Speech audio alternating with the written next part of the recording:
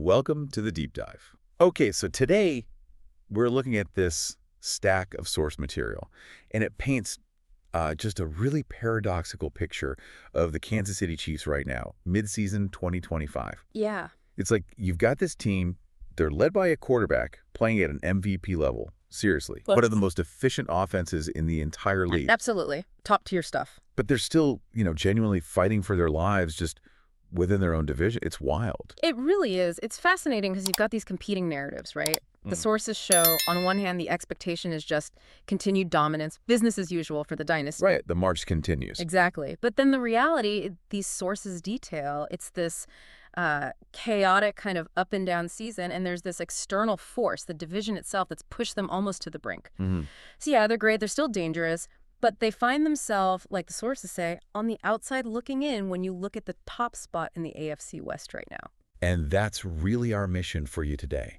How do you unpack that? How can excellence, like real top-level play, coexist with this kind of struggle? That's a great question. We have to figure out that core tension. How a team can fix its own problems. I mean, they recovered from that horrible start, right? They did, yeah. Only to find that the competition outside the building has created maybe an even bigger threat. That's the 2025 Chiefs story. Yeah. And I think we have to start right where the crisis began. At the beginning, yeah. The sources, they really kick off talking about the immediate panic. I mean, they detail that difficult start. The Chiefs dropped their first two games, 0-2. Which was just shocking. Shocking is the word. Not a slow stumble, like you said, just right out of the gate, bam. And you saw the reaction, that early shock, it just triggered immediate alarm rails everywhere. Think about the pressure, 0-0. Oh, yeah. The source material really captures that narrative, how it instantly fueled all the end of the dynasty talk. Right away. Instantly. For a team that's been, the gold standard for what, half a decade? That kind of judgment, so early, it felt pretty unprecedented. It just changes the whole conversation, doesn't it? It goes from, are they the one seed, to, like, are they even still elite? Totally. Now, the sources do give us some context for why they struggled early. They point out, okay, they were missing key guys on offense, injuries. Right. And one source just put it as other things, which... A bit vague. But okay, yeah, a bit vague. But the point is that really high-powered offensive machine, it was running on fumes, basically. Half a tank. And that context is so important. They just weren't themselves, not full strength. Mm-hmm. But what's really interesting is the twist the sources bring in next. They kind of suggest this crisis, it didn't break them, it actually maybe defined them. How so? Well, they point out that historically, this is a team that plays its best football when their backs are against the wall. That's true. We've seen that. We have. So that 0-2 start, it wasn't just a problem to solve. It was like the first big test this season. Did they still have that clutch gene, that mentality? Okay, so we put the dynasty on notice, and the sources show, yeah, they responded. They did. Once those first two losses were done, and crucially, like you said, those missing players came back. Huge difference. The team just took off, as one source put it. And we're not just talking about, scraping back to .500. We're talking about an offense that suddenly looked powerful, efficient, completely different from weeks 1 and 2. The turnaround was honestly profound, and we've got numbers in the sources to back that up. The offense has been, quote, way better than even many expected after that slow start. Not just good, but elite. Numerically elite, yeah. I mean, they rank 4th in expected points added per play, EPA per play. That's a huge metric. It really is. But maybe let's just quickly break that down for anyone not familiar. What does being 4th in EPA per play actually tell us about how this offense is functioning? Sure. So EPA, it's basically measuring efficiency, right? On every single play, it looks at, down distance field position and calculates how much closer that play got you to scoring points. Okay. So being 4th overall means that, fundamentally, play in, play out, their offense is one of the very best in the entire league at generating positive yards, moving the chains, creating scoring chances. It proves the engine is sound. It's running near peak level. That's the difference, isn't it, between just looking good sometimes and being statistically undeniably effective. Exactly. And you can't talk about that kind of efficiency without talking about the guy driving the bus, Patrick Mahomes. Of course. The sources are explicit. He is playing like an MVP this season, period. his individual performance is kind of transcending the team's actual record in a way. He really is. He managed to basically stabilize that whole unit and make that post-0-2 turnaround possible. Yeah. Yeah, look, the offense is obviously carrying heavy load here.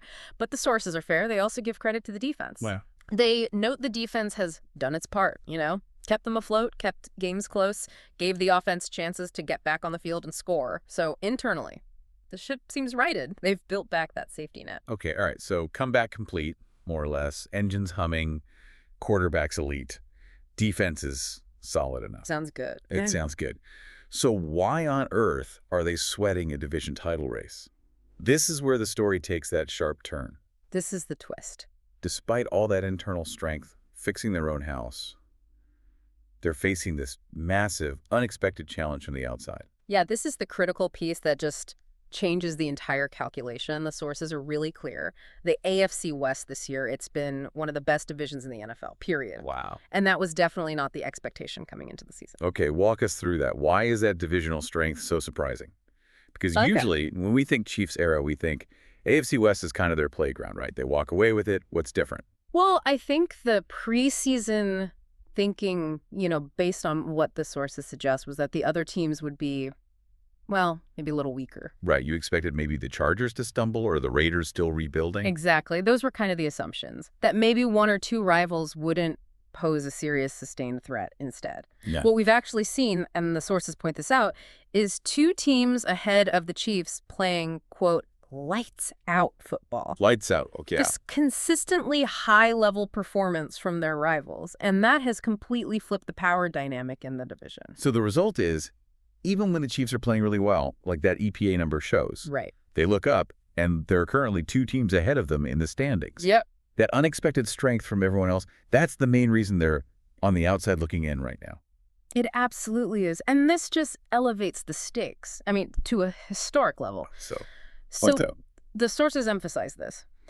The Chiefs' 9-year streak of winning the division, it's now genuinely on the line. 9 years. Yeah. Wow. Think about that.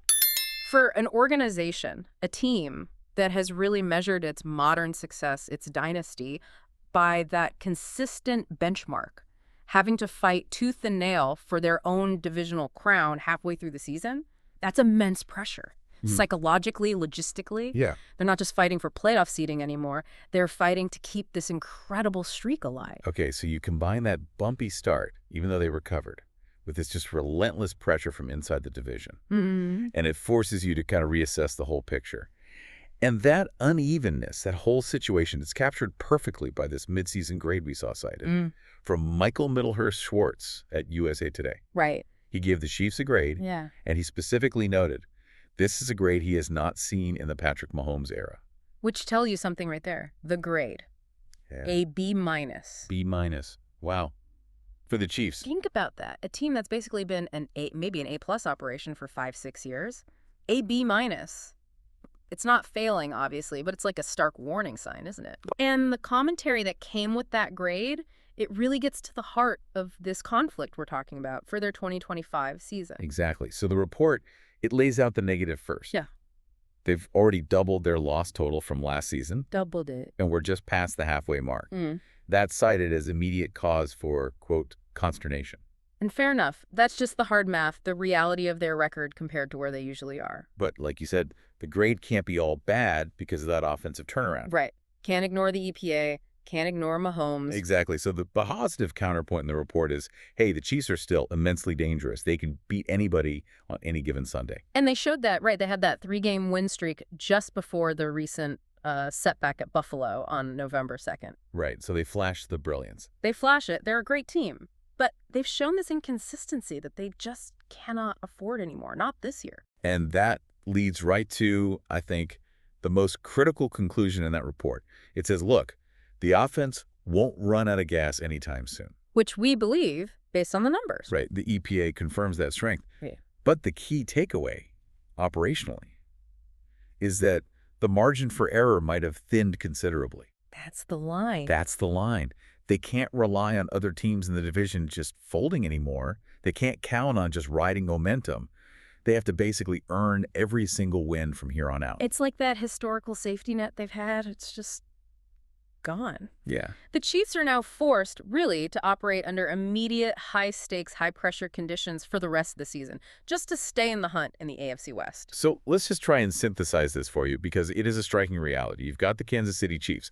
Simultaneously, they are led by an MVP-level QB running a top-5 offense in terms of efficiency. They fully recovered from that awful start. Yep, checked all those boxes. And yet, they are legitimately worried about winning their own division for the first time in almost a decade. It's this paradox where internal excellence is being actively, maybe even unfairly, undercut by external competition that nobody really saw coming. Yeah, the midseason perception is just defined by that dynamic now. They played their best, like we said, when their backs were against the wall after 0-2. All right. They fixed their internal issues, but they haven't really been rewarded in the standings because those AFC West rivals are just playing too darn well. Which brings us to our final thought, something for you to kind of chew on. Okay. If the Chiefs, this team we know, historically rises to the occasion, if they are currently thriving because their backs are against the wall, because they're forced to fight, what happens if that division competition never lets up? What if it never gives them that breathing room to catch up or just relax for a week? If those two teams ahead of them keep playing lights out, forcing the Chiefs to maintain peak high-pressure performance for the entire second half. Just to stay alive. Just to win the division, not even thinking about seeding. What does that kind of sustained pressure, that thin margin for error, what does that do to the long-term definition of a dynasty? That's a fascinating question. Does a dynasty have to operate under constant threat to even survive? Or does that kind of pressure week after week eventually just break it? That's the new reality, the new question they face heading into the back half of 2025.